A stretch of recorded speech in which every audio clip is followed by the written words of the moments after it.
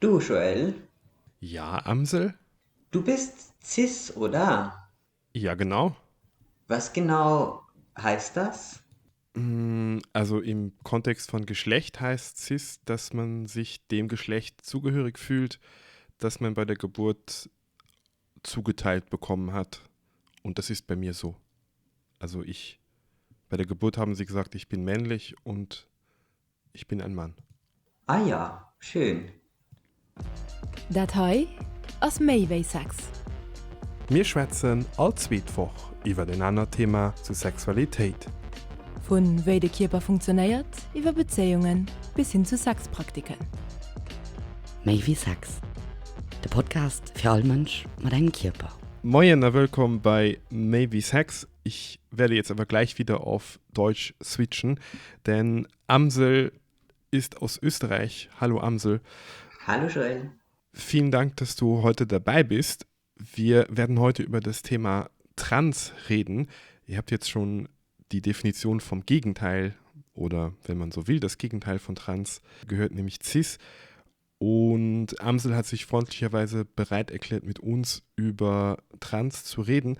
Eigentlich, muss ich dazu sagen, hatten wir eine luxemburgische Person vorgesehen und das hat aber jetzt Corona-bedingt und zeitlich bedingt nicht geklappt, die Aufnahme. Deswegen bin ich sehr froh, dass du quasi einspringst dafür. Gerne. Vielleicht fangen wir dann wieder gleich mit den Begriffen an. Also Cis haben wir jetzt schon so ein bisschen erklärt. Wie würdest du denn Trans definieren? Ja, trans bedeutet eben, wenn ich mich nicht mit dem Geschlecht identifizieren kann, das mir nach der Geburt oder eigentlich schon davor, das passiert ja oft schon während einer Schwangerschaft irgendwie beim Ultraschall Mhm. zugeteilt wurde. Das kann sich eben im Laufe des Lebens ergeben und auch verändern.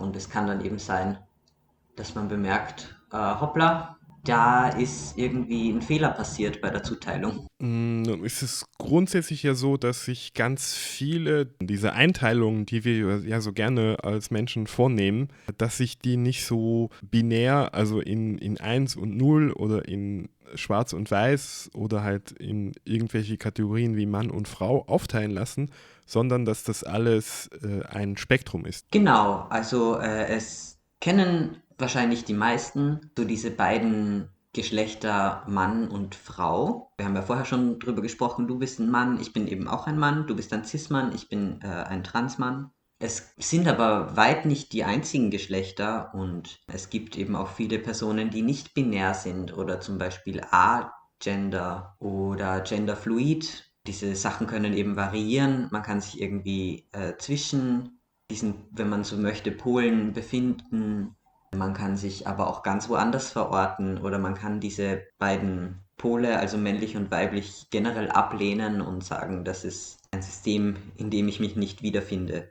Mhm. Magst du die 3 Sachen, die du jetzt gesagt hast, auch Begriffen zuordnen oder sind die Begriffe vielleicht auch nicht immer so ganz klar definiert? Ja, das liegt auch daran, dass es sehr stark darauf ankommt, was für einen Begriff man jeweils für sich selber wählt. Und Mhm. nicht alle das immer gleich erleben, natürlich. Aber zum Beispiel, wenn ich mich gar keinem Geschlecht irgendwie zugehörig finde, dann ist Agender zum Beispiel ein guter Begriff. Mhm. Oder wenn das eben variiert, wenn ich irgendwie tageweise, oder sogar stundenweise oder vielleicht auch monateweise, jahreweise merke, mein Geschlecht verändert sich, das bleibt nicht immer gleich, dann wäre genderfluid ein sehr passender Begriff und was halt ein sehr geläufiger Begriff ist und auch vielleicht so ein bisschen ein Umbrella-Term ist eben non-binär oder non-binary oder auch nicht-binär, was eigentlich nicht viel mehr bedeutet als nicht in diesen binären Geschlechtern einteilbar. Du hast jetzt schon gesagt, manchmal merkt man, dass das nicht passt oder dass sich das verändert. Das ist eine Frage, die du sicherlich oft gestellt bekommst oder die vielleicht dann an dich herangetragen wird. Wie merkt man das oder wie fühlt sich das an, wenn man das merkt? Diese Frage ist ein bisschen schwer zu beantworten, weil das nicht so ein Moment der Erkenntnis ist. Also zumindest war es bei mir nicht so. Es kann natürlich sein, dass es Transpersonen gibt, bei denen das so ein Moment war, sondern das ergibt sich irgendwie mit der Zeit. Also deswegen dauert das ja teilweise auch sehr lange, rückblickend kann es dann auch sein, dass es so die ganze Zeit sich angekündigt hat oder sich so anfühlt, als hätte sich das schon die ganze Zeit angekündigt, aber da es eigentlich keine fixen Ereignisse gibt oder keine fixen Kriterien, an denen man das festmachen kann, gibt es diesen Moment nicht so wirklich. Die Frage ist deswegen so schwer zu beantworten, weil sie, glaube ich, falsch gestellt ist. Weil, ich meine, woher weißt du denn, wann hast du gemerkt, dass du cis bist? Genau als mir mal wer die Frage gestellt hat und ich dann aktiv darüber nachdenken musste und ganz schön Probleme hatte, zusammenzukriegen, was das eigentlich für mich ausmacht und warum sich das für mich richtig anfühlt, wenn ich sage, ich bin ein Mann. Also das war interessanterweise mit einer Person, die sich halt diese Frage, bin ich trans, auch gestellt hat in dem Moment und dann quasi so die Rückversicherung wollte, wie fühlt sich das eigentlich an, cis zu sein oder woher weiß man das? Und ich fand das ziemlich schwierig. Also daher kann ich das, was du sagst, eigentlich gut nachvollziehen irgendwie, wenn ich mir denke, okay, das ist schon für mich, wo ich mir eigentlich relativ sicher bin, gar nicht so einfach zu erklären, warum ich mir eigentlich sicher sein soll. Ja, und die Frage muss ja erstmal gestellt werden. Also es ist ja nicht Voll.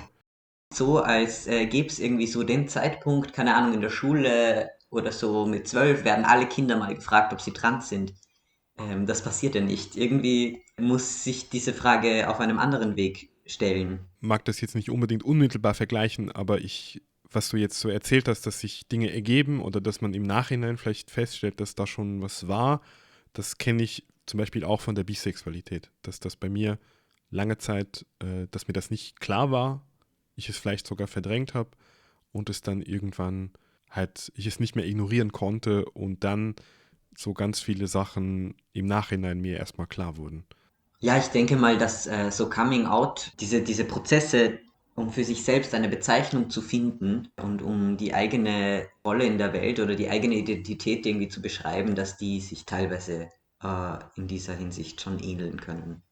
Eine Frage, die ganz oft auch gestellt wird, ist eben, wann hast du das bemerkt? Und woran hast du das bemerkt? Also das sind so ein bisschen ähnliche Fragen, wie die du mir gestellt hast auch. Und diese Fragen gehen ganz oft mit so einer Erwartung irgendwie einher, zu erklären, was das jetzt soll. Ich habe dann immer das Gefühl, es wird erwartet, dass ich meine Identität erkläre, sodass sie schlüssig ist, sodass sie in einer Welt, die von Mann und Frau und von Cis-Sein ausgeht, Sinn ergibt und da irgendwie einer gewissen Logik folgt, dass ich quasi damit rechtfertigen soll, dass ich eben trans bin, dass es da irgendwelche fixen Anzeichen gab und dass es da irgendwie so ein Muster gibt oder irgendwie so einen Weg, dem diese Selbsterkenntnis irgendwie folgen soll. Aber da es eben nicht so einen Moment gibt oder so ein klares Anzeichen gibt, das bei allen gleich ist es frustrierend, dass vor allem Leute, die eine gewisse Macht über das haben, wie man eben an medizinische Versorgung kommt oder an gesetzliche legale Anerkennung, diese Frage immer wieder stellen. Da du jetzt das schon gleich angesprochen hast, würde ich sagen, wir gehen jetzt darüber über und reden ein bisschen über einen anderen Begriff, der auch mit Trans anfängt, dieser Transitionsbegriff. Ich habe das Gefühl, manchmal wird das verstanden so als ein Prozess, der einen Anfang hat, der dann irgendwie geht. Man macht dann irgendwelche Dinge, du hast schon medizinische Versorgung oder irgendwie juristische Sachen angesprochen und dann hat er irgendwie so ein bestimmtes Ende und dann ist das abgeschlossen. Ich glaube aber zu verstehen, dass das nicht so ist. Genau, das hast du sehr gut verstanden. Also, es ist tatsächlich schwierig, über diese Dinge so zu sprechen, weil die für sehr viele Transpersonen sehr verschieden sein können. Es gibt durchaus Transpersonen, die eine Transition machen und die dann ab irgendeinem Punkt als abgeschlossen ansehen. Es gibt aber auch viele Transpersonen, bei denen das eben nicht so ist und die ihr Geschlecht eben als was sehen und auch ihre Transgeschlechtlichkeit als etwas sehen, das durchgeht und das sich durchzieht. Aber zu dieser Transition, es gibt da sehr viele verschiedene Aspekte, die je nachdem, wie man jetzt das eigene Geschlecht begreift und wie man sich eben fühlt in der Welt, weil Geschlecht ist ja nicht etwas, das nur von einem selbst ausgeht. Ne? Das hat ja einen riesigen Einfluss darauf, wie man von anderen Leuten angesprochen, behandelt wird, in welche Gruppen man wie reinpasst. So gesehen ist es für manche sehr wichtig, zum Beispiel sozial eine Transition zu machen. Also im sozialen Umfeld Bescheid zu sagen. Hey, das Geschlecht, als das du mich jetzt die ganze Zeit über gesehen hast oder von dem du dachtest, dass ich das habe, das trifft so nicht zu. In Wirklichkeit bin ich dieses und jenes Geschlecht. Und das geht dann eben oft einher damit, dass Pronomen gewechselt werden Mhm. oder andere Pronomen eben eingefordert werden. Der Name wahrscheinlich. Und ganz oft auch der Name, genau, weil ganz oft der Name eben auch ein Indikator für ein Geschlecht eben sein kann. Vielleicht können wir an dieser Stelle über etwas reden, was, glaube ich, in vielen Kreisen mittlerweile sehr selbstverständlich ist, aber vielleicht nicht für alle. Und ich würde das deswegen gerne einmal sagen und darauf hinweisen. Ich glaube, für die allermeisten Transpersonen ist es ein sehr großes No-Go, den unter Anführungszeichen alten Namen zu verwenden, der auch als Dead Name verwendet wird. Und es ist auch, um es gelinde auszudrücken, nicht sehr höflich, die falschen Pronomen zu verwenden. Also Genau, also ganz oft ist etwas, das eigentlich aus einer Neugier kommt und aus einem Bedürfnis irgendwie zu wissen, was jetzt mit dem Gegenüber genau los ist, so diese Fragen nach dem alten Namen. Aber eben, es ist so ein No-Go, dass es als Deadname oder toter Name, weil ganz oft diese falsche Benennung einhergeht mit einem gewissen Blick. Also wenn ich jetzt als Transmann zum Beispiel, also um von mir selbst zu sprechen, durch die Welt gehe und die Leute mich mit einem Namen ansprechen, der sehr stark weiblich gegendert ist, dann gehe ich davon aus, dass das dazu beiträgt, dass Leute mich als Frau sehen, was natürlich nicht meiner Selbstwahrnehmung entspricht. Also genauso ist das eben bei Pronomen. mhm. Es ist ja jetzt nicht so, als wären alle Personen, das schließt ja auch Cis-Personen ein, immer direkt erkennbar als das Geschlecht, das sie eben sind. Es gehen auch die Pronomen nicht immer mit dem Geschlecht auf eine bestimmte Weise einher und deswegen ist es immer schwierig davon auszugehen, zu wissen, welche Pronomen eine Person verwendet. Voll. Es hat sich ja auch eingebürgert, dass Menschen ihre Pronomen zum Beispiel in Profile schreiben. Auf Twitter gibt es das sehr viel. Oder bei so Genau. Vorstellungsrunden dazu sagen, egal ob sie jetzt cis oder trans sind, einfach um das zu normalisieren, dass man das fragt und nicht einfach davon ausgeht, dass man weiß, welche Pronomen die Leute benutzen. Genau. Und wenn ich jetzt eine Vorstellungsrunde mache und meinen Namen nenne und sage, hallo, ich bin Amsel, mein Pronomen ist er, dann wissen Leute, dass wenn sie über mich sprechen in der dritten Person, dass sie dann das Wort er verwenden sollten.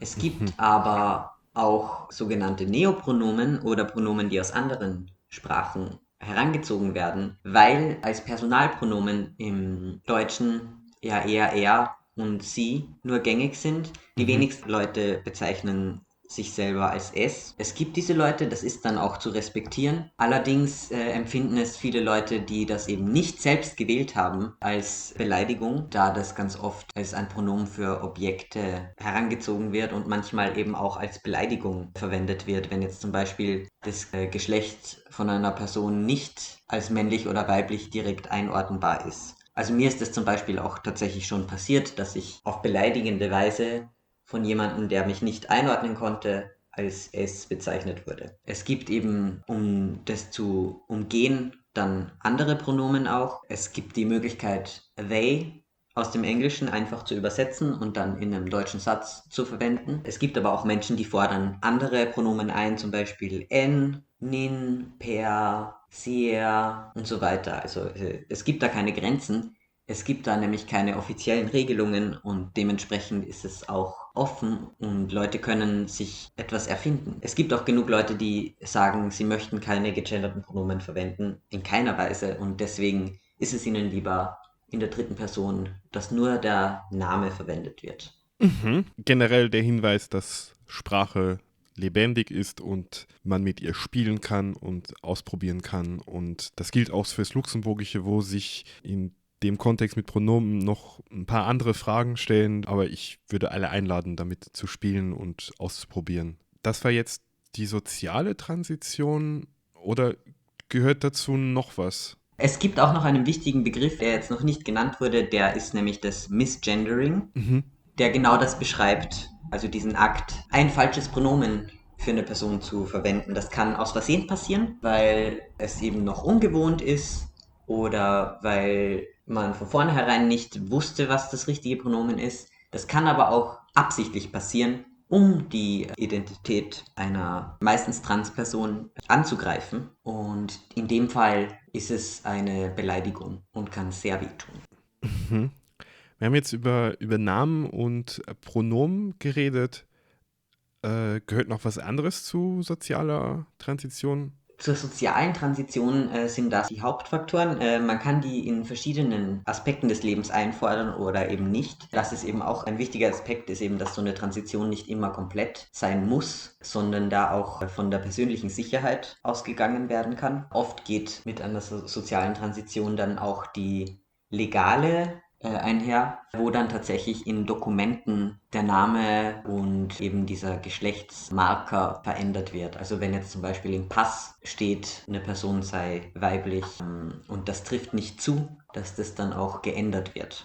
Was je nach Rechtslage komplizierter oder kompliziert ist, soweit wie ich es mitbekommen habe. In Luxemburg wurde es vor ein paar Jahren geändert. Wir reden auf unseren Social-Media-Kanälen dann ein bisschen genauer darüber. Vielleicht kriegen wir da auch noch einen Erfahrungsbericht, wie das vonstatten geht.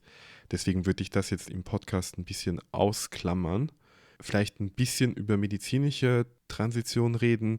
Da gibt es 2 Hauptaspekte, soweit ich weiß. Das eine sind die Hormone und das andere sind eventuelle sogenannte geschlechtsangleichende Operationen. Genau, da möchte ich direkt davor schon sagen, da es für viele Leute irgendwie so ein Bild ist, das sich festgesetzt hat von Transpersonen, dass die diesen Transitionsprozess durchlaufen, dass es da fixe Stationen gibt, die bei allen gleich sind und dass die Bedürfnisse von Transpersonen immer gleich seien. Das ist ein Mythos, das stimmt nicht. Es kann sein, das fängt natürlich bei der sozialen Transition schon an, es kann sein, dass ich meinen Namen nicht ändern möchte. Es kann sein, dass ich mit allen möglichen Pronomen zufrieden bin, mir das egal ist und genauso geht das weiter zur medizinischen Versorgung. Es gibt Transpersonen, die haben das Bedürfnis, zum Beispiel aufgrund von Gender Dysphoria, also einem sehr intensiven Unwohlsein irgendwie mit dem Geschlecht oder mit dem Körper oder eben damit, wie man aufgrund des Geschlechts auch sozial behandelt wird. Genau, das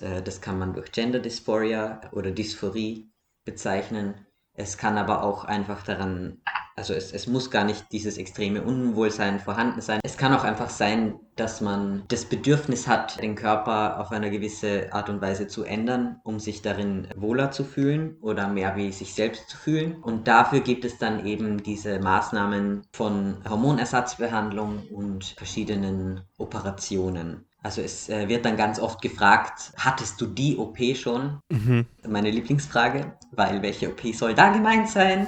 Es gibt so viele verschiedene Arten von Operationen, nicht nur allgemein, sondern es gibt auch sehr viele verschiedene Arten von geschlechtsangleichenden Operationen. Es ist eigentlich ganz schön dreist, davon auszugehen, dass jemand das hat oder haben möchte oder brauchen würde. Deswegen möchte ich da auch gar nicht so genau drauf eingehen. Also es gibt die geschlechtsangleichenden Operationen. Je nach Rechtslage und medizinischer Situation ist es schwieriger oder einfacher, an diese Versorgung zu kommen. Das ist auch bei Hormonersatztherapien so. Die sind dazu da, um gewisse sogenannte sekundäre Geschlechtsmerkmale zu verändern. Solche Sachen wie eine tiefere Stimme oder Gesichtsbehaarung oder Brüste. Das sind dann ganz oft die Dinge, die eben in einer Pubertät sich entwickeln. Die bei erwachsenen Menschen eben zu so einer Einteilung in Geschlechter führen. Genau, es gibt da 2 sehr gängige Varianten. Eben einmal die Hormonersatzbehandlung mit Testosteron, die ich im Moment auch gerade mache, beziehungsweise die ich dann für den Rest meines Lebens wahrscheinlich machen muss. Also mein Körper produziert nur sehr wenig Testosteron selber und deswegen bekomme ich eben Testosteronpräparate und es gibt eine Hormonersatzbehandlung mit Östrogen, die dann auch eben Testosteronblocker verlangt, die dann eben dazu da ist, um zum Beispiel die Körperfettverteilung zu ändern. Also die Statur ändert sich dann, die Haut ändert sich so ein bisschen, eben Haarwuchs. Bei einer Testosteronbehandlung eben die Stimme, der Muskelaufbau ist anders. Genau, diese Sachen führen eben auch dazu, dass man sozial anders wahrgenommen wird oder eben sich wohler fühlen kann mit dem eigenen Körper. Mhm. Ich glaube, damit haben wir das Wichtigste zu den medizinischen Sachen gesagt. Da gibt es natürlich ganz, ganz viel zu sagen. Es gibt ganz, ganz viele Erfahrungsberichte. Es gibt auch Leute, die das sehr intensiv dokumentieren auf Social Media, was natürlich nicht jede Transperson machen muss, so dass die Leute, die da interessiert sind, sich das noch weiter anschauen können. Vielleicht packt man auch den einen oder anderen Link in die Shownotes. Du sprichst da auch was Wichtiges an. Nicht jede Transperson muss das dokumentieren und es muss auch nicht jede Transperson Informationen zur eigenen Transition bereitstellen, auch nicht auf Nachfrage. Es ist tatsächlich auch nicht immer in Ordnung, jede Frage einfach so zu stellen. Das ist eine sehr gute Überleitung zu meinem nächsten Themenblock, mit dem ich mit dir reden wollte, nämlich ein bisschen so wie wir Cis-Menschen, die sich sagen, okay, ich möchte jetzt Transpersonen helfen, ich möchte supportive sein, wie man das eigentlich machen kann oder um es vielleicht ein bisschen neutraler zu formulieren, wie eigentlich man einen guten Umgang damit haben kann und niemanden unabsichtlich verletzt. Also du hast jetzt schon über Pronomen und über Namen haben wir schon geredet. Wir haben jetzt schon darüber geredet, dass es nicht so gut ist, jede Frage, die einem durch den Kopf kommt, gleich zu stellen. Und also meine persönliche Herangehensweise ist da eher so, erstmal nicht zu fragen und wenn Leute was erzählen wollen, dann erzählen sie es, statt da irgendwie so meine eigene Neugier zu befriedigen. Und ich denke mir immer, für die Neugier, die Sachen, die man wirklich, egal wie grafisch man es gerne hätte, es gibt das im Internet, wenn man sich das anschauen will. Da muss man jetzt nicht eine Person dann noch mit Fragen nerven, die gar keinen Bock hat, darüber zu reden. Und also ich bringe jetzt mal einen blöden Vergleich. Ich frage ja auch nicht jede Person, ob sie noch ihren Blinddarm hat. Aber wenn ich wissen will, wie eine Blinddarmoperation vonstatten geht, dann finde ich dazu sicher irgendwie Informationen. Ja, wie kann eine Cis-Person sonst noch für Transpersonen da sein? Also ganz, ganz wichtig, das finde ich einen absoluten Schlüsselpunkt, ist einfach nicht davon auszugehen, dass immer zu wissen, wer jetzt im Raum trans ist und wer cis ist und wer welches Geschlecht hat, damit ist schon viel geholfen. Was eben wichtig ist Acht zu geben, Personen nicht zu misgendern, immer auf Selbstbezeichnungen Rücksicht nehmen, auch wenn die gerade im Moment nicht verständlich sind. Es ist als Selbstbezeichnung das, was gilt. Ich meine, das sollte selbstverständlich sein, aber niemanden anfassen. Ohne Erlaubnis. Es ist ganz oft irgendwie die Präsenz von einem Körper, der nicht klar einordnbar ist, irgendwie für manche Leute irgendwie so eine Einladung, irgendwie fast übergriffig zu werden, um da irgendwelche Neugierden zu befriedigen. Was auch wichtig ist zu fragen, wann Transpersonen, die nicht geoutet sind oder nicht überall geoutet sind, wann sie dann wie zu bezeichnen sind. Also wenn jetzt zum Beispiel eine Transperson nicht im gesamten Freundeskreis geoutet ist, dann variieren natürlich die Pronomen je nach Situation. Es geht da eben immer um die Sicherheit der Transperson. Es gibt eine Menge Diskriminierung.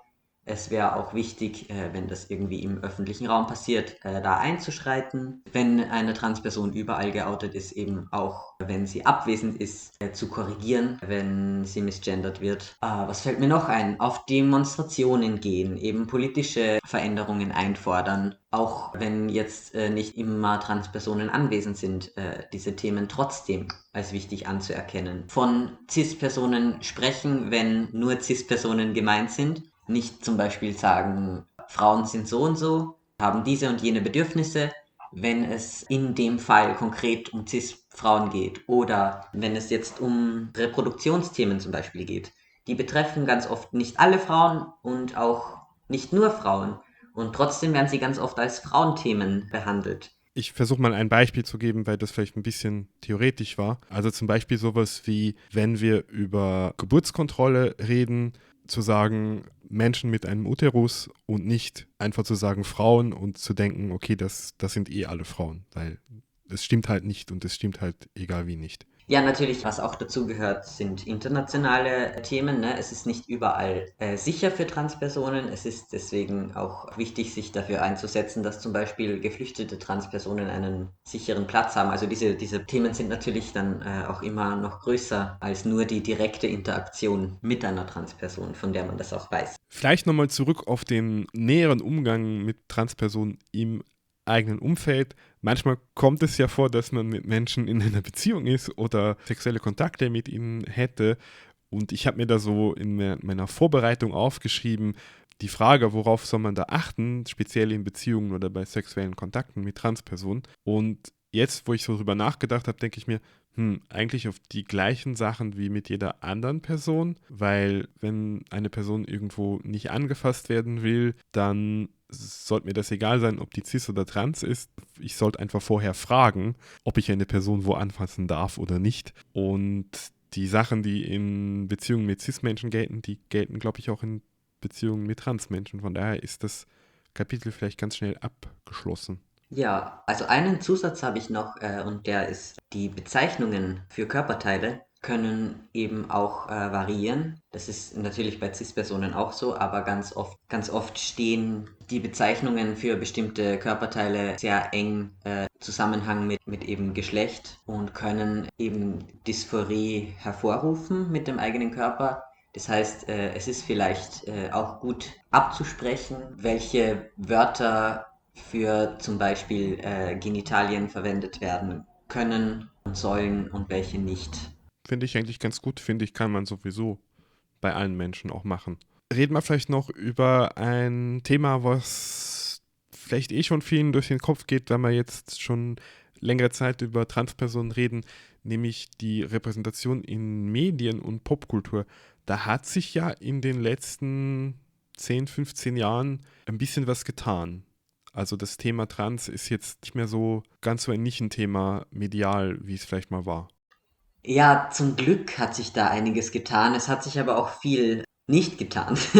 Es war ja extrem lange so, dass die Repräsentation von Transpersonen in den Medien eigentlich nur oder fast ausschließlich die Repräsentation von Transfrauen war. Das ist jetzt immer noch sehr stark in so eine Richtung, aber es gibt auch immer mehr Repräsentation von nicht-binären Personen und von transmaskulinen Personen, was auch ganz oft der Fall war, immer noch vorkommt, aber zum Glück nur mehr wenig und nicht mehr so unreflektiert ist, dass Transfrauen eben in dem Fall ganz oft als witzig dargestellt wurden. Und der einzige Witz ist eben, dass sie nicht konform sind mit gängigen Geschlechterklischees und Geschlechterrollen, was extrem wehtun kann. Ein weiteres sehr gängiges Bild ist das der Täuschung.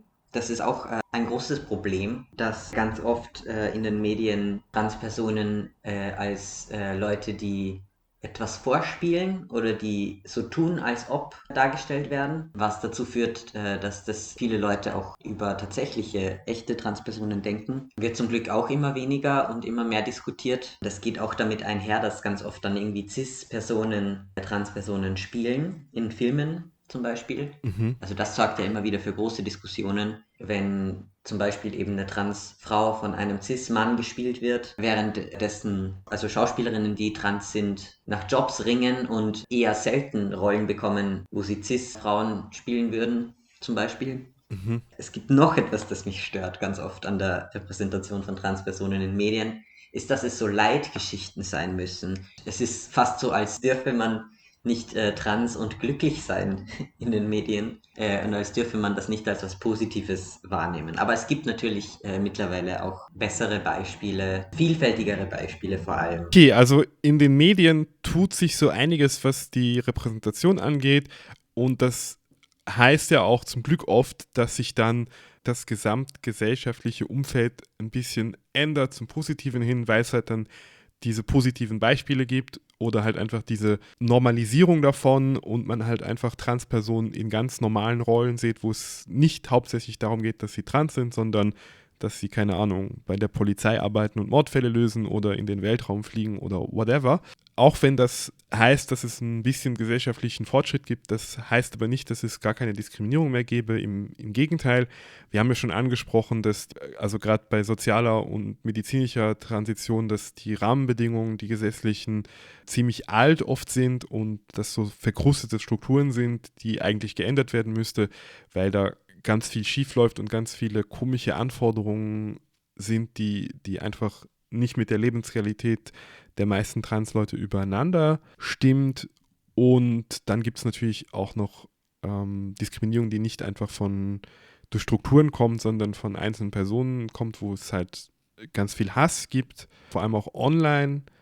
Wo gibt es sonst noch Diskriminierung, die dir direkt auffällt? Eine sehr offensichtliche Form von Diskriminierung ist natürlich Gewalt. Mhm. Es ist einfach trotz allem sehr verbreitet, mit Aggression zu reagieren auf Transpersonen, auf queere Personen. Und es ist deswegen auch nicht immer überall gleich sicher, als erkennbare Transperson überall zu bewegen. Es ist nicht möglich, überall hinzureisen natürlich. Kontrollen können je nach sogenannten Passing, also ob ich als das Geschlecht durchgehe, das in meinem Ausweis steht, können extreme Stresssituationen werden, je nachdem, wie eben der Ausweis mit dem eigenen Erscheinungsbild zusammenfällt. Kann auch zu Zwangsoutings führen. Ja, und natürlich im beruflichen Umfeld oder im schulischen Umfeld haben viele Transpersonen Angst davor, sich zu outen. Also weil sie eben mit Konsequenzen rechnen müssen, eventuell, weil Vorgesetzte oder Lehrpersonen und so weiter das nicht akzeptieren. Mhm. Dann an der Stelle vielleicht nochmal der Aufruf an die CIS-Personen unter uns, sich da klar dagegen zu stellen, was zu sagen, Leute nicht einfach alleine zu lassen und mitzuhelfen, dass die Lage sich zum Besseren ändert. Und im medizinischen Bereich und rechtlichen Bereich, ich weiß nicht, wie viele Behörden und ÄrztInnen diesen Podcast hören, aber stellt uns nicht immer dieselben Fragen und geht nicht davon aus, dass es ein Schema oder Muster gibt, das auf uns zutrifft, sondern hört uns zu und glaubt uns, wenn wir unsere Bedürfnisse nennen. Ich habe jetzt auch ein Bedürfnis, nämlich dir nochmal vielmal zu danken für die ganzen Erklärungen und das schöne Gespräch, das wir jetzt hatten. Und dann sind wir eigentlich an dem Punkt, wo wir uns von unseren Zuhörenden verabschieden können. Ja, dann bedanke ich mich auch nochmal bei dir für das Gespräch und ciao. Ciao. Ein gut froh. Gut gefroht. Ein gut froh. Pëll donno. Weini brauchen Pëll donno. Wann beim Sex etwas mit der Schwangerschaftsverhütung schiefgegangen ist, also zum Beispiel den Kondom ist aufgerutscht, futtigegangen oder verschwunden, oder et merkt den, dass es seine hormonale Verhütung wie Pëll vergessen wird. Hier ist es wichtig zu sagen, Pëll donno schützt nimmen für ihre Schwangerschaft, nicht für ihre Krankheiten. Das heißt, wenn dir oder ihre Sexualpartner oder Partnerin nicht getestet war, ist es gut, sich testen zu lassen.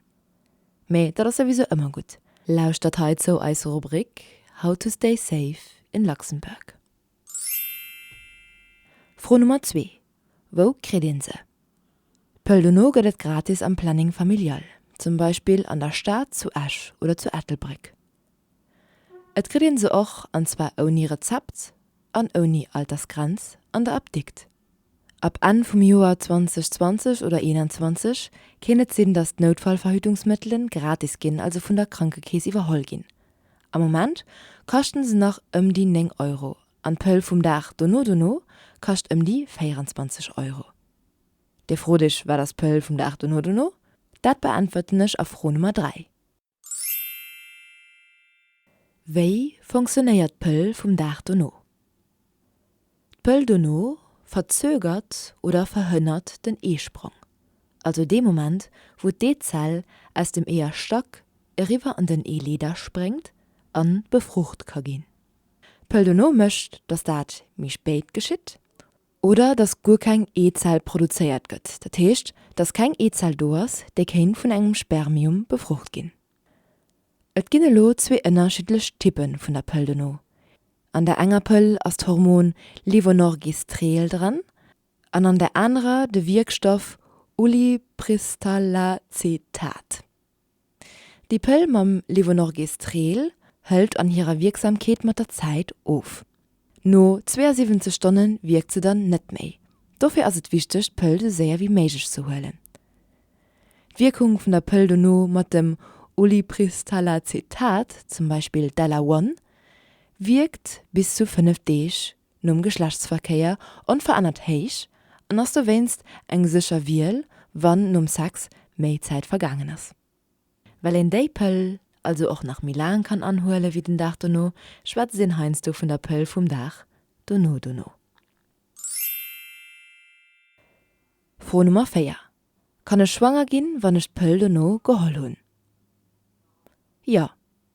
Wenn ein Eisprung führend der Zeit zwischen dem Sex und dem Anholen von der Pill Dono war, also schon ein E-Zell am E-Leder ist, die befrucht kann gehen, dann kann er trotzdem schwanger gehen.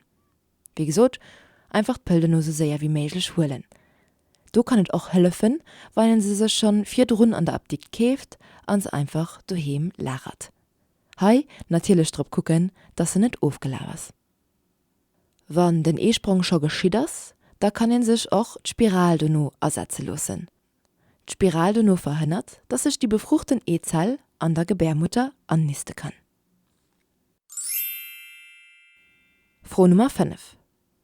Gibt es Nebenwirkungen? Pill Dono hat kaum Nebenwirkungen, mir führen allem kein längerfristig. Was kann sein, dass ihr ein bisschen Kopfweh kriegt, einem übelst ist, die Brust spannt oder einem ein bisschen trunken ist oder ein bisschen Bauchweh und Schmierblutungen hat. Falls einem sollt immens übel sein, einen sich innerhalb von den 3 Stunden, wo ihr Pill Dono angeholt hat, übergeht, soll den sie auf jeden Fall nach ein Kehr holen. Auch, dass den Zyklus nur der Annahme von der Pill Dono ein bisschen mehr unregelmäßig könnt, ist absolut normal. All die Sachen sind aber nicht schlimm oder gefährlich. Entgegen deinem weit verbreiteten Mythos kann den Pill Dono auch mehr oft hinter den Nähen holen. Das ist nicht gesundheitsschädlich. Last but not least ist es wichtig zu sagen, dass Pill Dono immer nur dräglich wirkt und nicht für drin. Das heißt, wenn ihr nur Anholen von der Pill Dono will Sex haben, muss ich natürlich verhüten. Hast du noch Fragen, Antworten oder Umwirkungen? Das schreibe ich auf sax@ara.lu. Fragen gehen natürlich beantwortet, wenn ihr das mehr ernehmen nennen. Über Feedback freuen wir uns immer. Ihr findet mehr wie Sex auf Facebook, Instagram, sexpodcast.lu oder all gewinntene Podcast-Plattformen. Mehr wie Sex, der Podcast für alle Menschen mit einem Körper. Mit freundlicher und finanzieller Unterstützung vom CESAS, dem Nationale Referenzzentrum für die Promotion von der affektiver und sexueller Gesundheit. Den CESAS geht alle Responsabilität für die Inhalte von diesem Podcast auf.